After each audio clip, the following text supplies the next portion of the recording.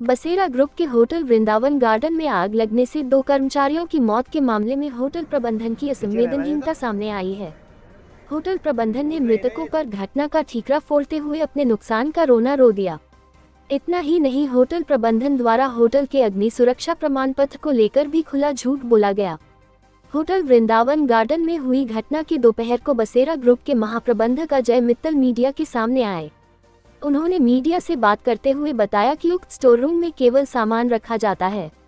मृतक कर्मचारी शराब पीकर स्टोर रूम में सोने चले गए। उनकी लापरवाही की वजह से यह घटना घटित हो गई। इतना ही नहीं, श्री मित्तल का कहना था कि इस आग लगने की घटना से उनका बहुत नुकसान हुआ है।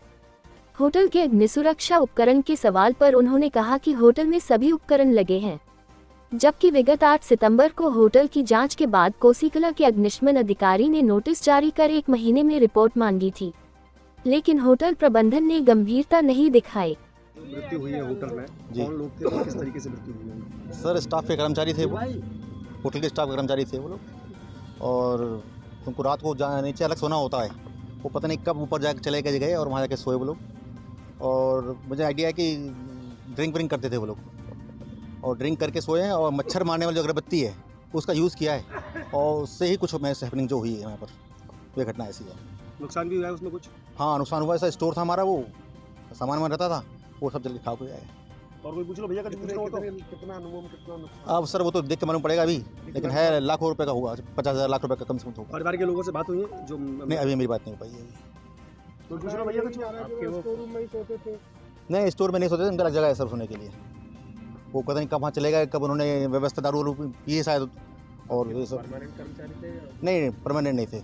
अभी तो होटल में तो आते जाते रहते हैं स्टाफ। बताया जा रहा है कि वहाँ पे अग्निशमन रोकने के लिए सिस्टम जो होता है वो सिस्टम भी नहीं है होटल के अंदर। नहीं है सर, सब लगा हुआ है वहाँ पर, सिस्टम है, कोई कमी नहीं उसकी। होटल में बताया जा रहा है कि जिस तरीके से उसमें मैरिज होम दी गई है और होटल की परमिशन नहीं, होटल की परमिशन है, क्यों परमिशन क्यों नहीं है सर, वो सब है। सर, बसेरा जो ग्रुप है उसके 3 होटल संचालित हैं वृंदावन में, जिनमें से आज एक में आग लगी है।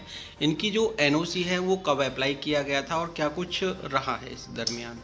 देखिए, आज जो होटल वृंदावन गार्डन है उसके अंदर एक फायर का इंसिडेंट हुआ, जो कि उनके स्टोर रूम है, ज़्यादा बड़ा रूम भी नहीं था, उसके अंदर आग लगी। उसके अंदर उनके 2 एम्प्लॉई थे जो कि देर रात किसी को पता भी नहीं था वो कब जा करके उस रूम के अंदर सो गए। अदरवाइज लेबर रूम जो था वो नीचे बना हुआ था, उसमें बाकी लेबर सो रही थी, और ये 2 लोग जो थे अलग से जा करके स्टोर रूम के अंदर सो गए। उसी में रात को संभवतः या तो सिगरेट से या फिर आपके शॉर्ट सर्किट से आग लग गई, और इनको पता नहीं चला, काफ़ी लेट पता चला। जो चौकीदार वहाँ गेट पे था उसके द्वारा जो है बताया गया कि जब बाहर लपटें निकल रही थी तब उनको पता चला कि यहाँ पे कोई फायर का इंसिडेंट हो गया है।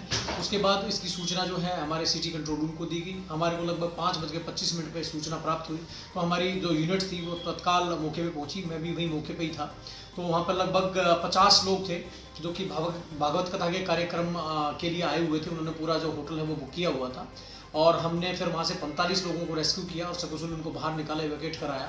और जो स्टोर रूम था उसके अंदर जब आग बुझाने का पूरा जब ऑपरेशन हमारा कंप्लीट हो गया, तो उस टाइम पे अंदर में हमारे को 2 जो थे लोग वहाँ पे फंसे हुए मिले, जिनको तत्काल हॉस्पिटल भेजा गया। एक आदमी उनमें जो आग बुझाने का जिसने प्रयास किया फायर एक्सटिंग्विशर से, वो भी झुलस गया था, जिसको Agra SN medical college refer किया गया है।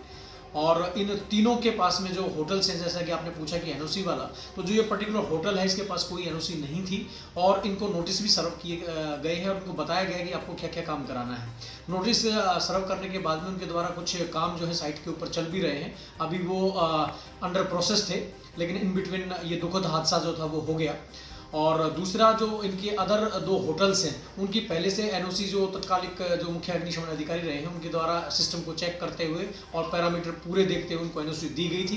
परंतु जब उनका रिन्यूअल का अभी टाइम था, तो रिन्यूअल के लिए अप्लाई किया गया था उनके द्वारा, तो उसमें हमारे द्वारा आपत्ति लगाई गई थी, क्योंकि 3 साल के बाद जो सिस्टम की मेंटेनेंस थी वो प्रॉपर नहीं थी। इनका सिस्टम जो था प्रॉपर काम नहीं कर रहा था, तो मेंटेनेंस के लिए उनको लिखा गया था कि आप इसका पूरा प्रॉपर मेंटेनेंस कराने के बाद इसको अप्लाई करें। अब क्या कार्रवाई की जाएगी? देखिए, जो संबंधित धाराएं हैं उसमें जो है हमारी तरफ से एफआईआर भी की जाएगी, क्योंकि इनको 30 दिन का टाइम दिया गया था। 30 दिन का टाइम ओवर होने के बाद भी इनके द्वारा होटल जो है संचालित किया जा रहा था, और किसी ने भी आकर के ये भी नहीं कहा कि 30 दिन के बाद काम पूरा हुआ कि नहीं हुआ, वो अंडर प्रोसेस था। और हमारी टीमें जब दोबारा आज अदर जगह पे ऑडिट पे जा रही हैं तो उनको देख भी रही हैं कि भाई कहाँ पर काम पूरे हुए, कहाँ पे नहीं हुए। जिनके काम अब पूरे नहीं हुए हैं उनके खिलाफ जो वैधानिक कार्रवाई जो भी एक्ट